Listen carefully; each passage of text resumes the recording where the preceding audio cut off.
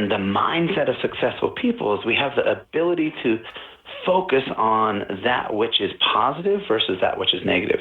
And I was a convert. You got to remember, I was less successful years ago. I have a mother who had extreme challenges. We had moved around from house to house, home to home, job to job.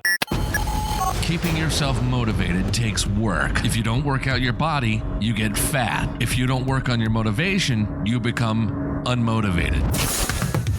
Welcome to the Motivational Voice Podcast, your source for inspiration and motivation to achieve your goals, empowering you one word at a time. Umar Jang is an author and a blogger, and he will get you motivated to do whatever you need to do. This is Motivational Voice Podcast, and this is Umar Jang.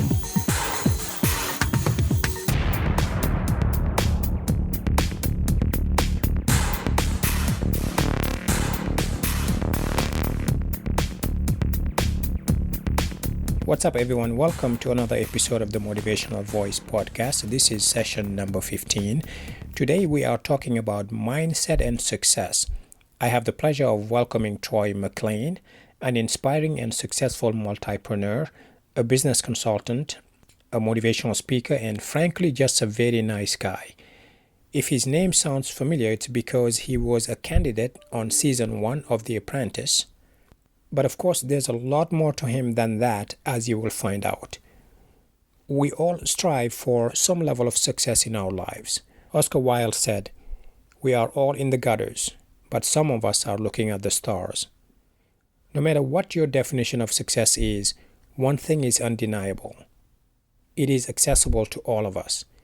But one of the biggest obstacles to success is the mindset we choose to have. Today's interview dives into just that, and I hope you draw inspiration from it and reevaluate how you think about your own success. With that said, let's jump right into the interview. Troy, welcome to the podcast.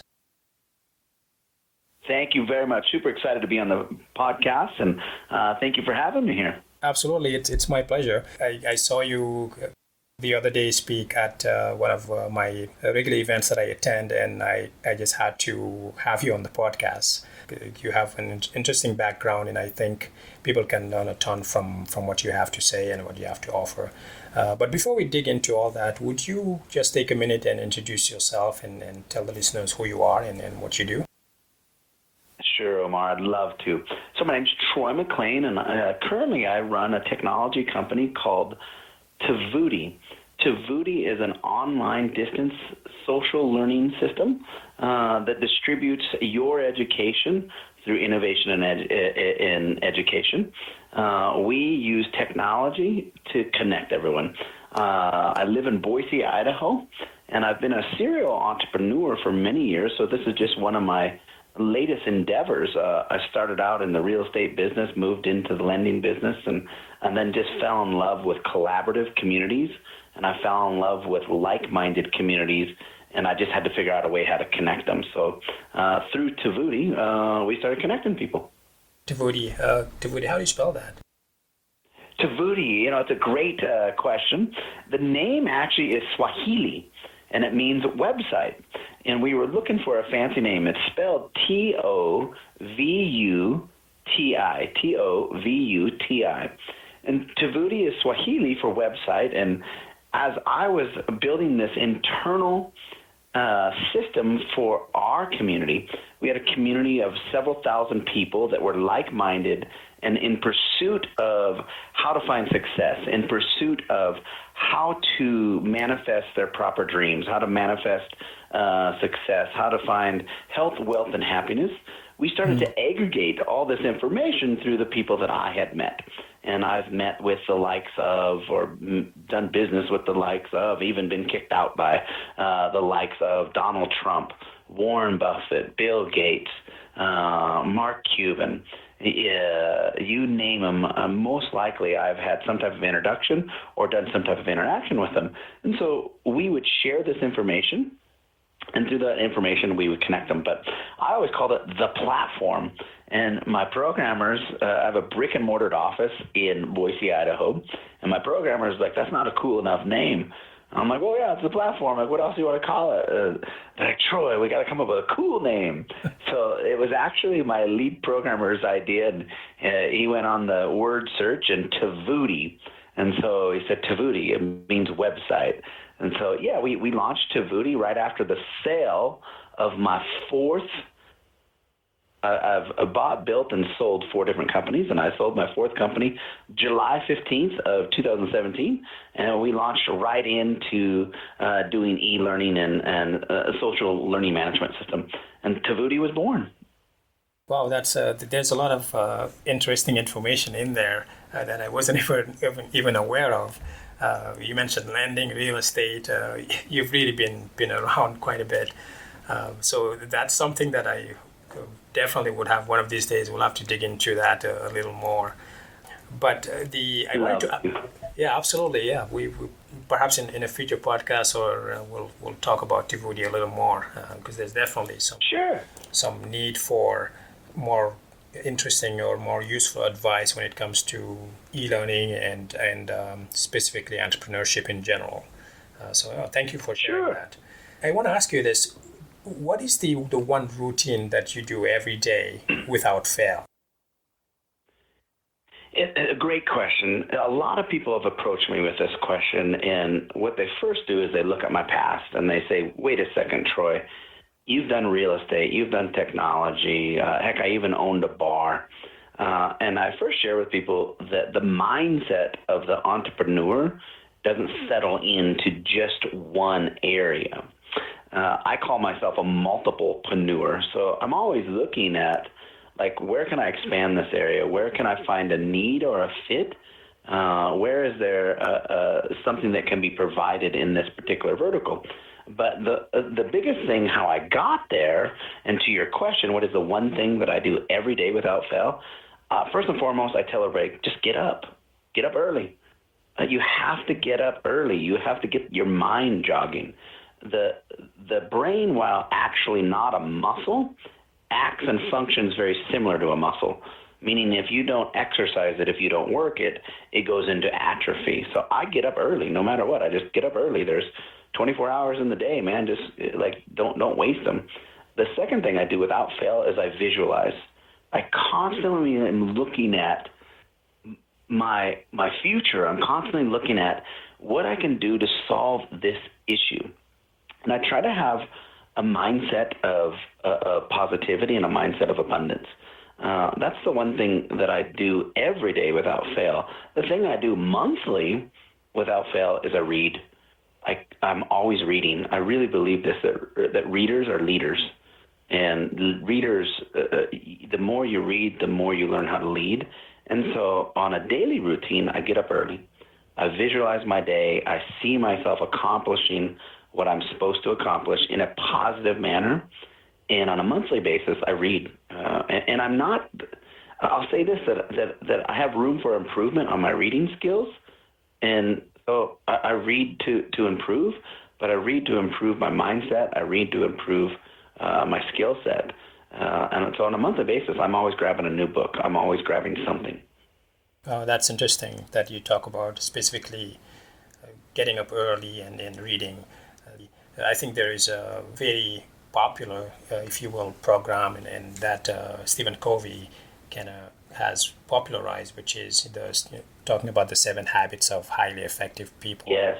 So, and I think sharpening the saw, I think, is the 7th habit, which refers to always learning, always improving yourself, and being a better person than you were the day before.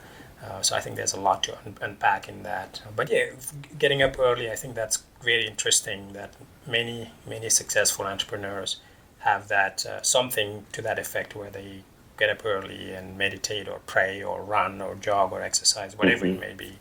So that's quite interesting. They do. And Omar, I'll tell people this, that success leaves tracks. You simply have to follow them. And we'll discover this, no matter who it is, if they're successful, most likely we're all doing the same thing. There's no secret to success. Everybody's looking for the quick tip. Everybody's looking for the workaround or the shortcut. Well, there's not really a shortcut. Success is simple, but it's not easy. Because there are days that I don't want to get up early, but I train myself to just get up. And I've discovered that I'm more productive in those earlier hours, and whatever that routine is, that routine that if it's for you, if it's getting up and drinking coffee and just getting your day started, great. For me, I get up, I drink my water, I try to stay caffeine free, which I was a rabid caffeine drinker for years, but then I started reading and I started learning, and I was like, I'm going to try to stimulate my brain in other ways. I don't turn the TV on right away. I try not to do distractions. I just visualize without social distractions. I'll try to read a quote. I'll try to read a segment of a book without distractions, no TV, no radio. But I'm not the only one that does this. Most successful people do that. So for your listeners, when they're thinking like, okay, that sounds too easy. Well, success is simple. It's not easy. Because it's not easy getting up in the mornings when you've put in a 15-hour day. It's not easy on the weekend saying, you know what, I could just sleep in. It's simple, but it's not easy. Yeah, I know that's very true. Yeah. Now, I think most people would may be familiar actually with your name from, you were actually on the first season of the Apprentice TV show. Now, what motivated you to actually do that show? Yeah, I was on the first season of The Apprentice. That was way back I went on the show September of 2003, so it was the very first season. Bill Rancic, Kwame Jackson, Omarosa, all the favorites. And of course, I was the only one with just a high school diploma. And most people look at me today and they're like, man, with your client base and who you work with, gosh, what's your education? And I tell people, hey, just because I didn't pay tuition doesn't mean that I stopped paying attention, because I've definitely paid attention over time. And so my motivation to go on the show came from just that. I had paid attention my entire life. I had built up and accumulated in my local community a pretty good business and a pretty good real estate holding. My mom had asked me to set a goal years earlier. My mom and I had been, we moved around quite a bit from house to house, home to home, job to job. My kid sister is profoundly deaf. My kid sister is developmentally delayed.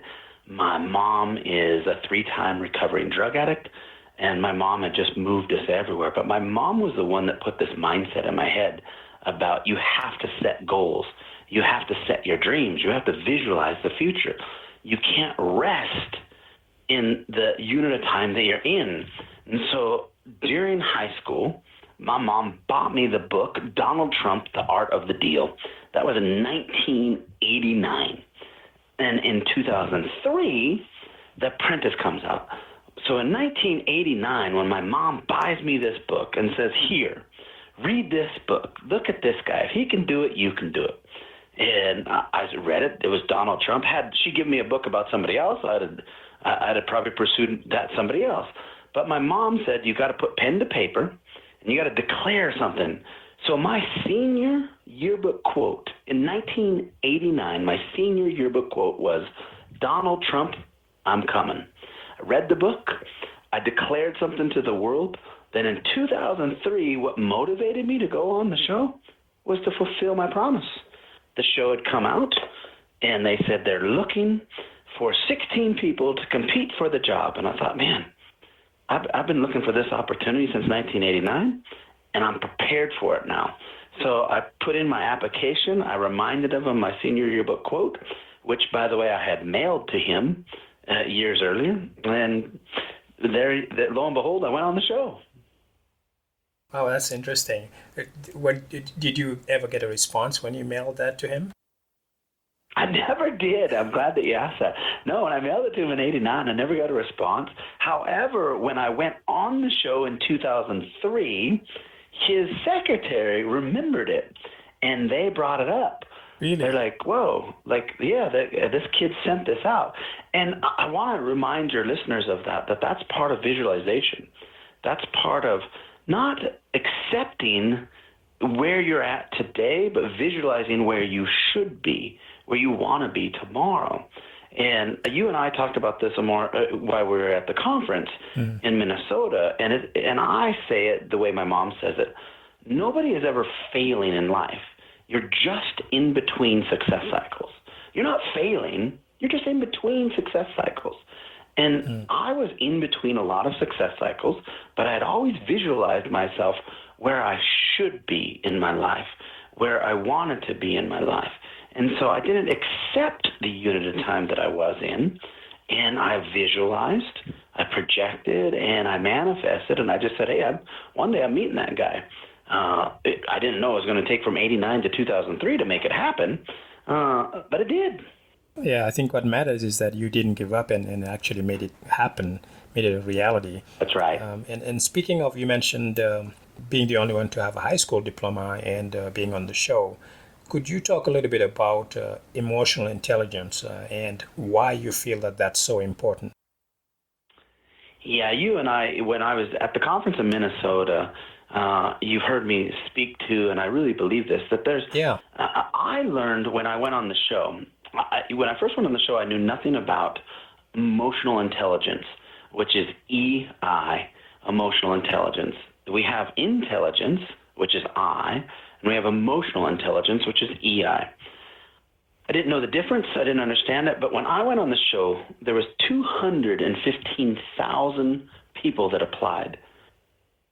There was 50 of us that went through a barrage of tests, test after test, EQ tests, IQ tests, cognitive reasoning tests, military stress tests, you name the tests, we took the tests. And that's when I got introduced to emotional intelligence, because there was a lady named Dr. Liza Siegel who ultimately I made it on the show, and she said, man, I want to talk to you about your intelligence. We did an IQ test. Q just stands for quotient, which means test or assessment. And so your EQ is your test for your emotional intelligence. Your IQ is your test for your intelligence. She goes, I want to talk to you about this because here's your intelligent quotient. And by the way, I have one of the lowest IQs that was tested among all the apprentices, which sounds horrible when you hear that, and people laugh. It's like, oh my God, he's got low intelligence. I still had an above average. I just had the lowest compared to these Ivy Leaguers and compared to these people with PhDs and MBAs. However, conversely, what she pointed out to me, and she goes, conversely, you have a very high emotional intelligence. Now, emotional intelligence boiled down just is your ability to find common ground with a group of people to move the mission forward. And it's your ability to regulate and recognize your own emotions and recognize others' emotions. And I found this fascinating, so I went on a journey to explore, discover, and enhance my emotional intelligence. Fast forward now, what are we, 13, 14 years later, and I've just become a self-advocate of emotional intelligence. What I discovered was IQ came out in 1883, and IQ has not been really updated for over 100 years. EQ came out in 1984 and has the ability to enhance your EQ through simple practices and simple methods. And so I'm a huge fan of emotional intelligence and your ability to enhance those in the workplace. Why? Because it's your ability to find common ground to move a common mission forward through regulation and recognition. Yeah, that's interesting that you say that because it's whenever you look at a job application nowadays, they generally ask for quote unquote conflict resolution abilities or skills, which if you think about it, that falls under what you're describing, which is EQ. So that's quite interesting that there's that connection there. So that's a good skill to have. Now, it's a great skill. Yeah, definitely. Now you are quite an accomplished speaker. I've seen you speak twice now. And did you have a natural skill? Was it a natural skill, or did you actually get those skills in terms of your public speaking? Omar, this is a phenomenal question, and I do get asked this a lot. Yes, I had a natural ability, so I had a natural baseline for it. But back to the emotional intelligence and back to working that, what I discovered is, and most of your listeners will probably relate to this, is you might have natural ability and that's natural talent, but without working it, without grooming it, you really can't get better at it. But I discovered through public speaking that I had a chance and an opportunity to really hone in those public speaking skills through emotional intelligence. I was able to recognize my own emotions and regulate others' emotions. Was it too hot in the room? Was it too cold in the room? Was I talking too long, too fast, too short? Did I deliver the impact of the story in 10 minutes, or did it take me 30 minutes to deliver the impact of that story? So through the practice of increasing my emotional intelligence, I was able to increase my public speaking. And since then, to that point, since then, I've had people reach out to me for group classes. I've had people reach out to me for one-on-one coaching, and I've really turned that into a career. I've literally turned that into a high six-figure a year and close to a seven-figure a year career in just speaking alone, not including my other businesses. What an amazing impact. Once you have that ability to deliver a message to many from a one-stage position. Yeah, that's amazing success, fantastic. And I think the other piece that we tend to miss is you have knowledge that could help someone else. And the fact that you have the ability to get on stage and be able to master the delivery and the passing your message on to others is actually helping, and is something that would have been missed by all those people you've helped had you not been able to do that. So now, is there a difference between... Go ahead. I was going to say that's absolutely right. Yeah, so you are absolutely correct on that, Amor. And I think that it's a missed talent that needs to be uncovered in not just your listeners, but anybody out there. The most persuasive marketing tool is public speaking. In any setting, if you're in business, you're in public speaking. Why not work on it? Yeah, that's very true. Now, in terms of public speaking, I know that there are many opportunities for people to actually increase or learn how to do this, which in today's world of corporations, it's an important skill to have in terms of whether you're doing a presentation in front of, let's say, a CEO or a board or even a group of employees. Are there any things that you perhaps learned since you've been giving all these speeches and being on stage that you would share, maybe one tip? Yeah, absolutely. The first tip that I would share in public speaking is be authentic. Don't try to be somebody that you're not. There are some amazing, incredible, talented speakers out there, but if their style just doesn't fit yours, don't try to do it. Don't try to be them. Be the best you can be. I'm what they call polished, unpolished. So I'm a little rough around the edges, but I'm polished. But I still, I talk with the twang. I walk with cowboy boots. I'm not that tie and suit guy. Although there's some amazing tie and suit people out there, and they own that. And so be authentic. Be objective driven, not plan driven. So I share this a lot with people. So there's a difference between having an objective and having a plan. If you have a plan and the plan falls apart, people get confused. If you have an objective, my objective is to motivate the crowd to do something. That's my objective. And my objective to motivate the crowd to do something in 60 minutes or less. That's my objective. That's not my plan. My plan is step 1, step 2, step 3, step 4. So I always have an overall objective, and I don't, because the plan may pivot. When you are in control of certain things but not in control of others, I'm not in control of the speaker before me, so maybe he or she speaks over their limit. Maybe he or she speaks and finishes up a half hour too soon. Maybe the event had, technical difficulties and your PowerPoint is not able to run properly. That would mess up anybody's plan. However, objectives stay the same. Plans change constantly. So I tell people, have an objective in mind. Be authentic, have an objective in mind, and be concise. And so those would be the simple tips that I would share. Right. Yeah. Thanks for sharing that. Yeah. Now, is there, coming back to mindset specifically, is there a difference between successful people and less successful people when it comes to their mindset? Boy, you're spot on your questions, and I gotta, for the viewers and listeners that are listening to this, you want to give a big thank you to Omar. He is lobbing these up for you, Thanks. so that you guys can, and he is, and this is important to know this, because these are the things that allow us to really speak to that.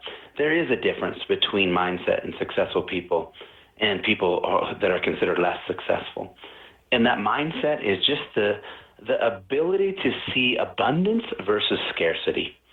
And this is not I adopt these, but I didn't invent these.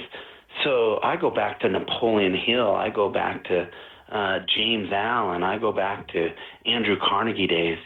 And the mindset of successful people is we have the ability to focus on that which is positive versus that which is negative. And I was a convert. You got to remember, I was less successful years ago. I have a mother who had extreme challenges. We had moved around from house to house, home to home, job to job.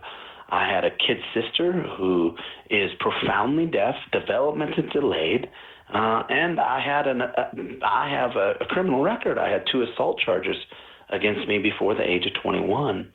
And so, I could have been following the obvious path of the legacy that was left for me, of my family who are petty criminals and living in trailers. But I chose to retrain my brain, and I chose to look at the things that were positive versus negative. And it's the proverbial glass half empty versus glass half full.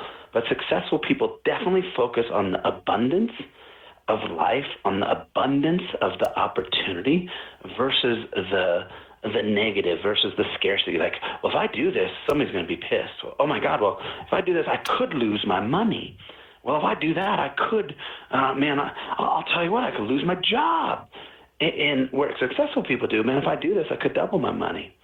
Well, if I do this, man, it would be awesome to lose my job because I'd be self-employed. So we don't look at the loss as much as we look at the opportunity. That doesn't mean we still don't plan. That doesn't mean that we still don't assess. But we just have a different mindset of risk and reward, where we start to highlight the reward, mitigate the risk, and we aim for the objectives, and we build our plan to mitigate the risk. Yeah, no, that's very, very well said. I think the first time I questioned my own thinking when it came to this particular topic of mindset, in terms of between the difference between mindset and success, was I attended a conference where someone asked the question to the audience and said, if I ask you to spend $10,000 to buy this particular item, would you buy it? And everyone basically said no. And he rephrased his question and said, if I ask you to spend $10,000 on this item, but you would make twice your money, would you do it? And of course, everyone said yes, they would do it. And he rephrased and said, well, you need to stop focusing on how much it's going to cost you, but rather focus on how much it's going to make you. And that just kind of turned a light bulb in my head in terms of how I viewed opportunities and assess risk. Exactly what you're talking about. So I think that's a very, very important mind shift that most of us need to train ourselves to have. And that's... we do. Yeah. Yeah, Omar, we do. I've said this. I've had some people come to me for public speaking coaching. I've had some people come to me for consulting. And they're coming to me and saying, fix me. Well, there's nothing to be fixed. You're great as you are.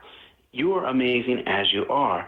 We need to start searching for the answers, and we need to start training for the truth. And the truth is, we all have the ability to be successful. But when I go, okay, do you really want me to coach you? Okay, do you really want me to consult? Yep. Okay, well, here's the investment that you're going to make. And I go, oh, my God, I can't afford that. And I've learned to say this. If you can't afford this, you should be buying it right now. If you can't afford it, you should be buying it, because that is your mindset. Your mindset is, I can't afford it. You're not even looking at the upside that it could do for you, that it would do for you. Instead, you're focusing on, I don't even want to enter the game because I just can't do it. You have to invest in you. You have to build you. If I could get the maximum amount of belief, trust, and skill set out of each individual listening, would you not triple, quadruple, at least double your income? Would you not be happier, healthier, and wealthier? Of course you would. And what's that worth? Yeah. What is that worth? If it was a $500 investment, and you went, oh man, I can't afford $500. Let me show you where you're spending $500 in making yourself unhealthy, through the way that you eat, through the way that you sleep, through the way that you take in information. Let me show you where you're investing $500 to make yourself less wealthy because of these less than perfect decisions in job placement, less than perfect decisions in settling. And, let me show you where you need to increase that abundance versus that scarcity. And your happiness is so important. Nobody puts a financial dollar on happiness. What if you can see things in a positive light versus a negative light? What is the happiness in a marriage? Marriages are 50-50 divorce rates right now. And so, but we never think about that going into a marriage. We only look at the positive. If I gave you the same statistics on marriage as I gave you on financial advice, you'd go, using the negative mindset, people go, I don't know if I'd ever do it. Did you question that when you went into marriage? No, you only looked at the upside. Now let's get you back to that place so that you can be healthier, wealthier, and happier. Yeah, it always comes down to a matter of, do you choose to think positively or negatively? Mm-hmm. It's a glass half full versus glass half empty. Now, what are some immediate actions that people can take today to get out of the gutters, so to speak, and start working on being successful? Another great question. This is probably the simplest answer, but maybe one that is harder for other people to compute. Because the simplest answer is retrain your brain. Look at the abundance, don't look at the scarcity. But here's what I'll give you. Be a 1%er today. If today, listening to this podcast, you can become a 1%er just by applying yourself, would you want to do that? Well, of course, because people assume a 1%er is, hey, I'm going to be one of the 1% healthy or wealthiest people out there. When I say be a 1%er, you don't have to train your brain to be 100% perfect today.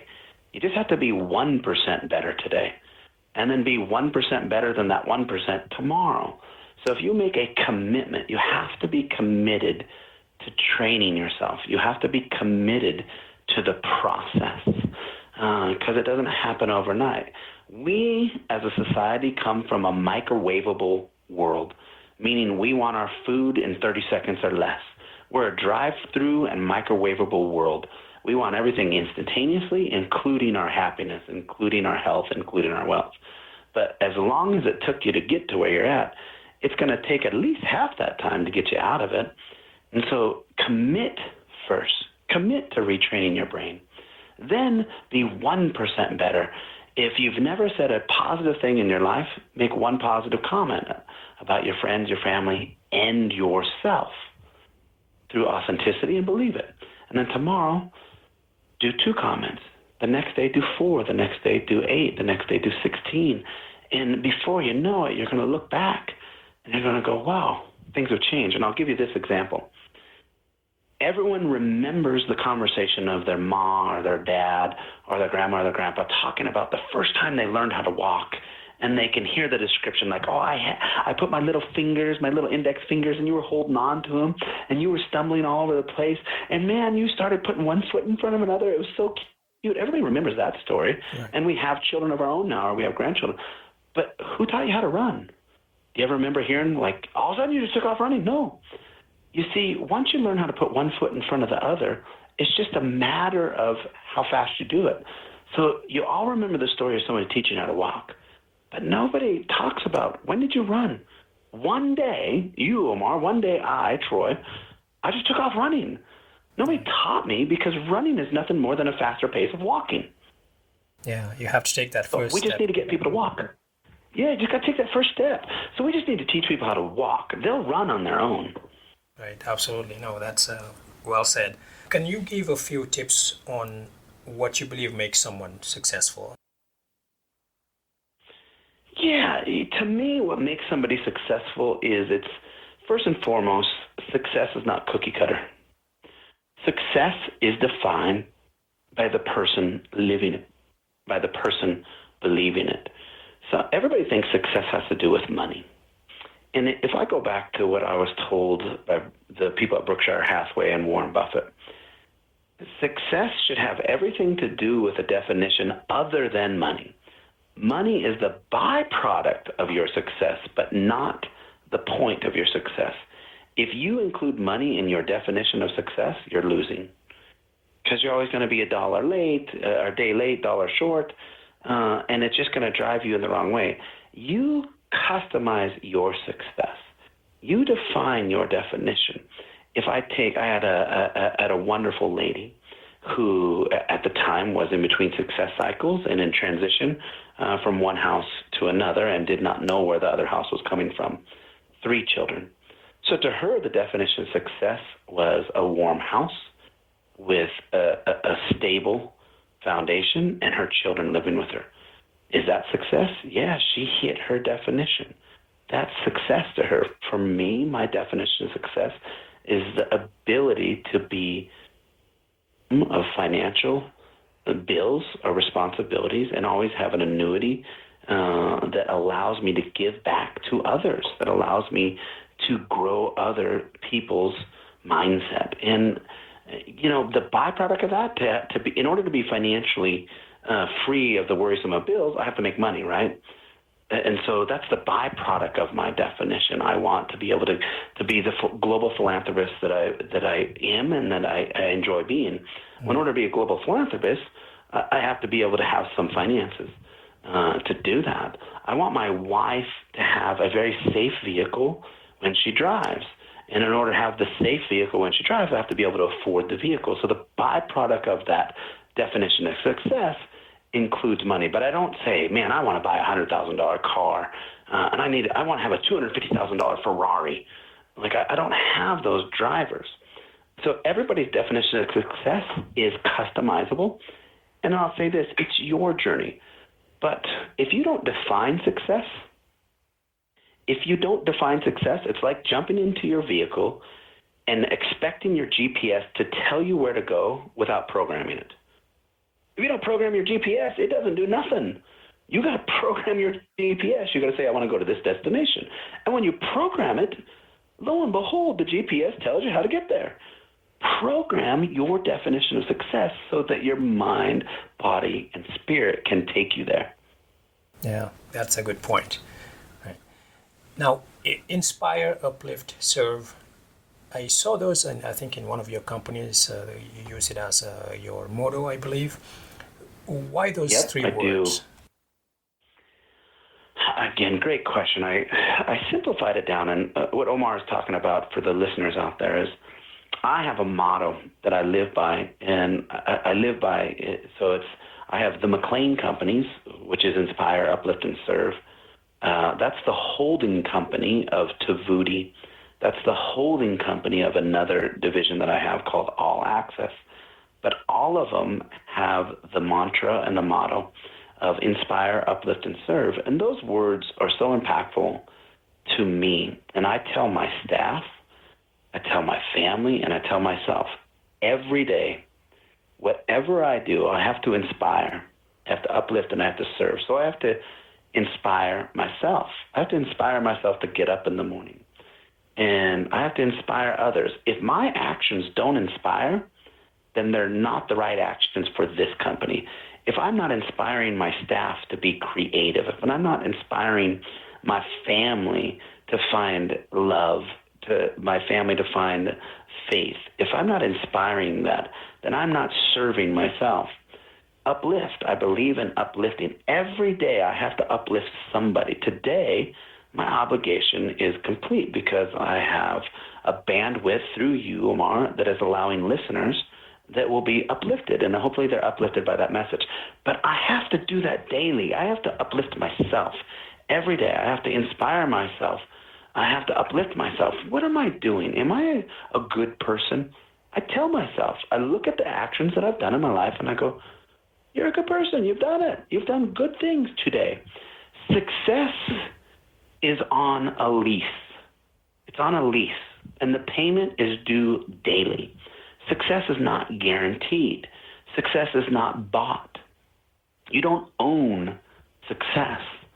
Success is a lease, and the payment is due daily. I make my payment because I inspire daily. I uplift daily. And then I serve. I serve my clients. I serve my community. And I serve myself. The best way to get ahead is to give back. And I'm not talking about money. I'm talking about having the mindset of a servant. The Dalai Lama was a servant to global citizenship. The Dalai Lama was a servant. He was an emissary of peace. You didn't see him taking things, yet he got offered all kinds of things. But he served. He served his community. He served his global community. And so I believe in those three words and the impact of those three words. But it starts with yourself. Inspire yourself every day. Uplift yourself every day. And serve yourself every day. And then extend that out. Inspire others every day. Uplift others every day. Serve others every day. Sometimes that service is through our client base. We serve up what we consider to be a superior technology in the learning management system. And we serve that up to our clients, and we inspire them to use innovative ways to deliver their education. We uplift them to think about other ideas, so we don't just take their money. And so inspire, uplift, and serve is a mantra that I just tell my entire staff for the last now 20 years. I just come in. If you can't live by these three things, you can't work here. That's very powerful. Are you still there, Troy? I am. Oh, yeah, okay, I am. great. I get myself stuck in my own, like right now, and thank you very much. I appreciate you saying that's very powerful, but I believe in those so much. I take a pause and go, man. Yeah, no, that was I love that. Yeah, no, that was very deep. I mean, you can tell when someone believes in something in that you get lost in your words. Mm-hmm. And so that really shows that you mean it, and it's not just a motto that you stick on a website or a company logo. Mm-hmm. So now, are there any projects? You talked about your learning management system, Tovuti, which, is that for small corporations, large, or can anyone use that learning management system? Yeah, I'm glad you asked about it. It's my brand new mission. Like I said, we launched it July 15th, and Tovuti, Tovuti, social learning management system, anyone can use it. Anyone that wants to deliver their education through innovation and inspiration, the learning management system business is a very busy business. And we think that our value differentiator and our value add is we come at it through authenticity, and we inspire, uplift, and serve. We have two global clients, one based out of Dubai and one based out of England. And then we have a couple local clients, statewide local clients. And it's just so fun to discover other people's forms and us to try to help figure out how do we distribute that? How do we get that out to the world? So they can hit me up. They can hit me up at Troy, Troy, at Troy McClain, MCCLAIN.com. So Troy at TroyMcClain.com. Or they can go to Tovuti.net, and just request a demo. And I sure do appreciate you letting me talk about that. Yeah, for coaching and stuff, always just hit me up for Troy at TroyMcClain.com. I'm always available to just have a conversation and to ideate and to innovate together. And people like you and others, that is how we get on the tracks of success. We're willing to reach out. and we're willing to follow through with our commitment. So I commend and compliment you as well. Yeah, absolutely. No, thanks for doing this interview. I think there's a lot of good information in here. And I'll make sure I put all that information, your email, where they can reach you, and the website for Tovuti in the show notes for this podcast episode. Now, I know we're short on time right now, but are there any final words you would like to share before we sign off?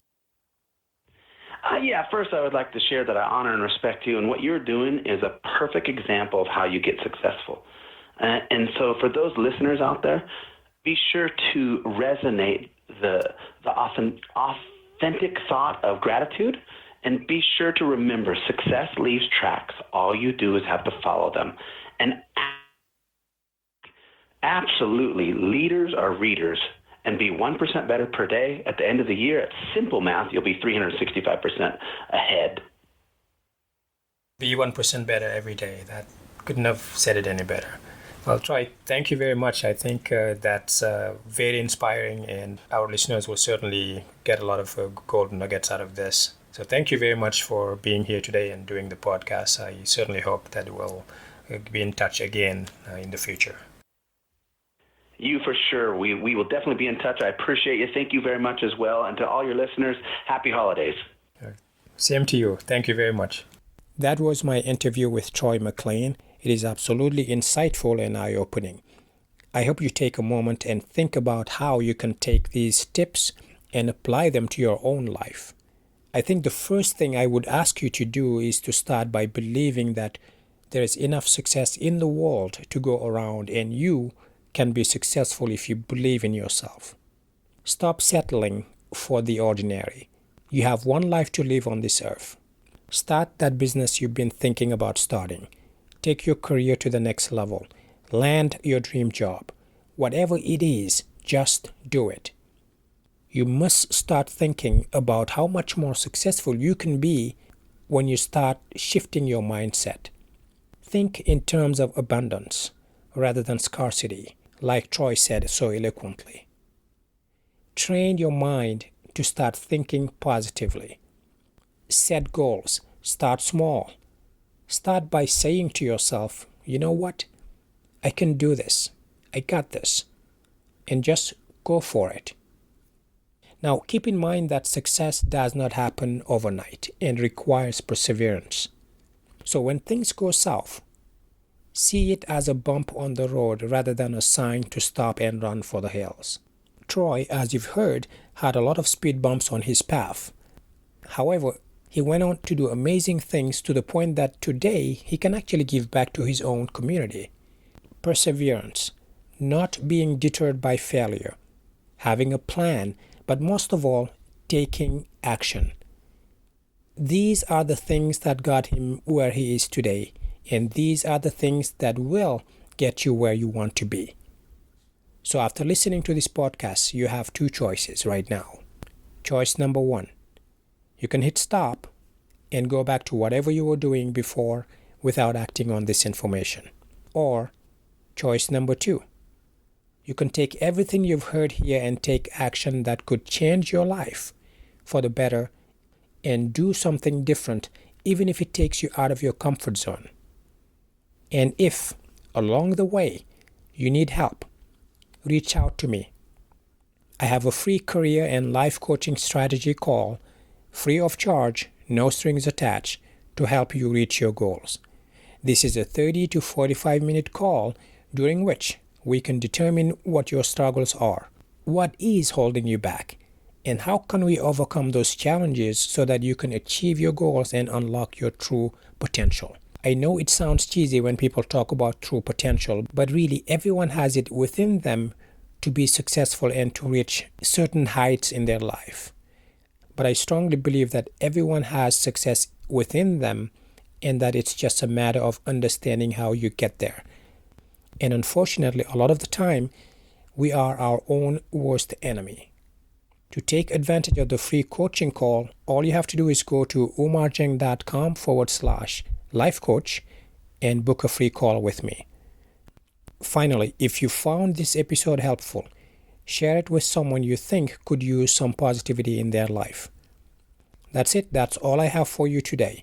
I thank you very much for listening to the podcast. I know that you have a lot of listening choices when it comes to podcasts, so I appreciate you choosing me, and as always, please stay safe and motivated. Goodbye.